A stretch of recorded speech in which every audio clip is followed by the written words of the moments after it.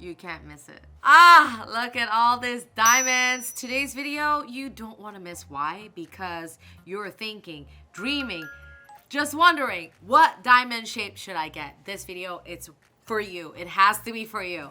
And of course, on top of it, which elongated diamond shape is right for you. Of course, elongated diamond has been just taking over, you guys. Ovals, elongated emeralds, radiant, marquee, yes, pear shape, you name it, we've done it. But here is the video that's gonna ultimately help you make the decision of which shape you should go. Welcome back to my channel. This is Bonnie with By Bonnie Jewelry, where I talk about all things diamonds. Yes. Okay, little story time. Do you guys remember when I helped a client recreate Hailey Bieber's engagement ring and that kind of went viral? Yes, you remember. Yes, you clicked like. Yes, comment yes. I want to know who you are. But this is now have evolved to really every single shape that you can think of in our, we called it the Hailey setting. Yes. Of course, the highlight of this engagement ring was the fact that it was extra low profile. It was very low profile on Mrs. Bieber's finger, and now we're bringing this low profile on lots of our clients, and they are loving it. You don't have to be a nurse to get a low profile ring. You can just get a big rock and get a low profile ring. So of course, gonna dive in and give you guys all the details, all the deets, all the nitty-gritty, all the ones that you guys love. I want to know what millimeter, what's the prong, I'm gonna tell you all of that, ratio included. Make sure you like, bookmark this video, forward it to your special partner, or just save it in your library so you can remember. Follow me on Instagram at By Bonnie Jewelry.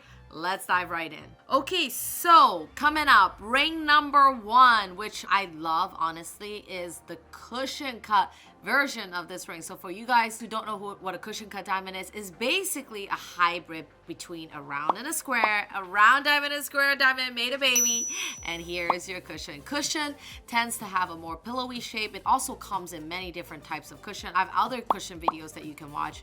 Basically, old mine cut, cushion brilliant, cushion modified. One has more crushy look, one has more larger facet look. So those are all personal preference.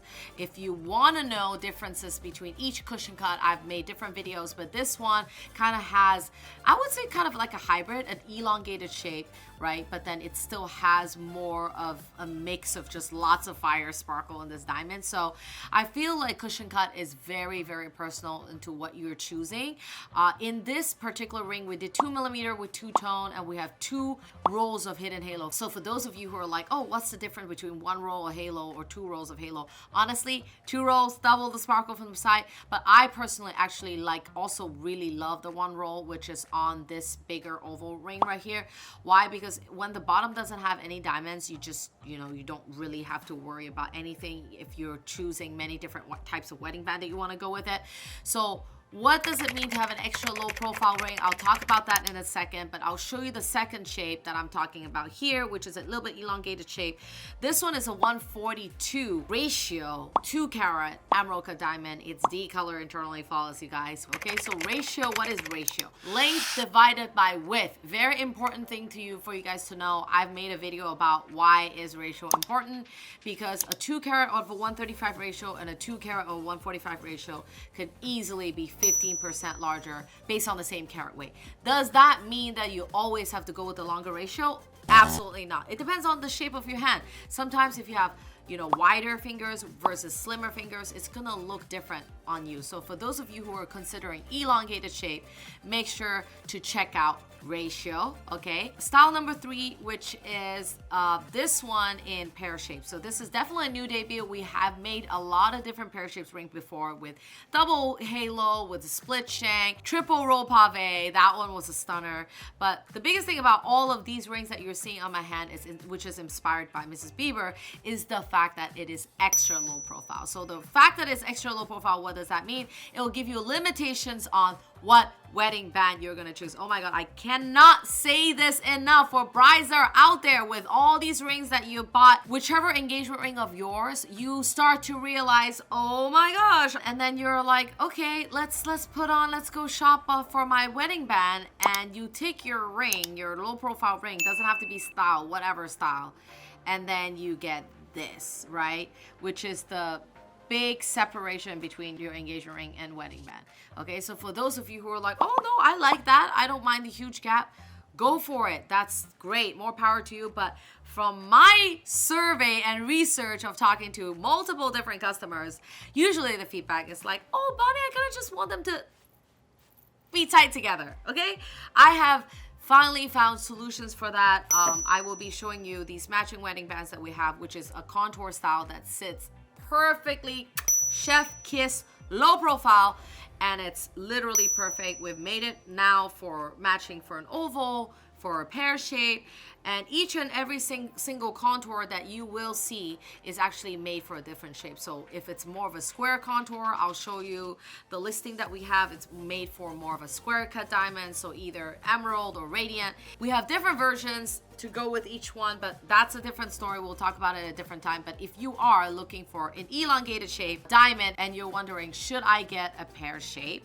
compared to an oval? What's the difference? Okay, perfect. I'm glad you asked that question. It's personal preference, first of all, but pear shape tends to come to a point on the top, right? So an oval kind of gives you more of a, you know, rounded overall. I feel like there is no right or wrong answer. You have to kind of just try things on and be like, okay, can I live with this shape for the rest of my life, or at least for the next 5 to 10 years, right? Those are the questions to ask yourself when it comes to choosing elongated diamond.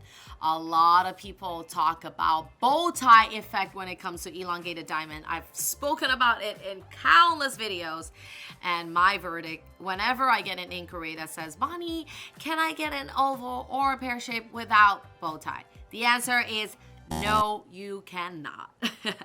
I hate to tell you the cold hard truth, but I'm here to tell you the truth. I'm not here to say, yes, whatever you want and kind of sugarcoat everything. I don't sugarcoat.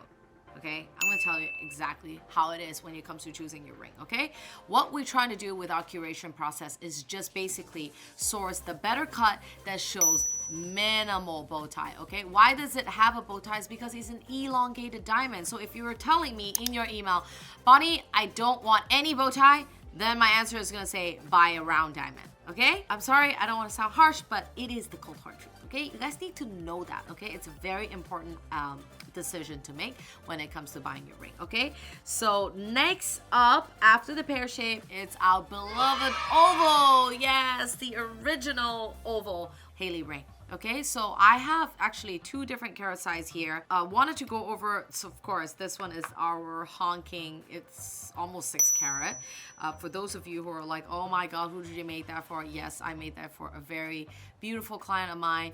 Okay, she just told me, Bonnie, I want the biggest lab diamond on my finger. I'm done waiting. I don't need to wait anymore. I said, yes, there you have it. For those of you who are wondering, next question, what's the difference between lab and natural? Okay, we've talked about this many times on Instagram, on my channel.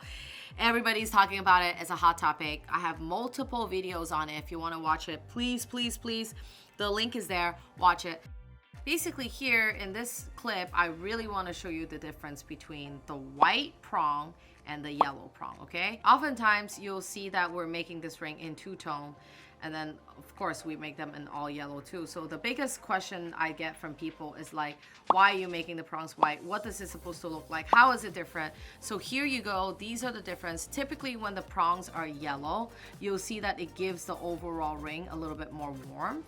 Just a little bit, okay? And then when the prongs are white, you'll see that it just kind of diminishes, like you really don't see much of the prong at all. I personally like the fact that the prongs are white. I feel like it helps make the stone a little bit more icy white in a sense, but some people don't feel that. Some people are like, no, I just love everything 1 tone. I don't really like 2 tones. So this is all personal preference, you guys, okay? And also going over bandwidth, a lot of the rings that I made in this video is 2mm across the board. Why do I like 2mm in general? Because I just think that a sturdier bandwidth will give you more longevity on the ring in general, and of course it helps with less spinning as well when it is a thicker band. And the bigger the diamond, the more weight it is on top, and then having a low profile ring definitely helps stop the spinning a little bit. So that's also something that you want to think about. I hope you enjoy this beautiful video and you learned lots of things. I want to know what your thoughts are on all the elongated shape that we showed today.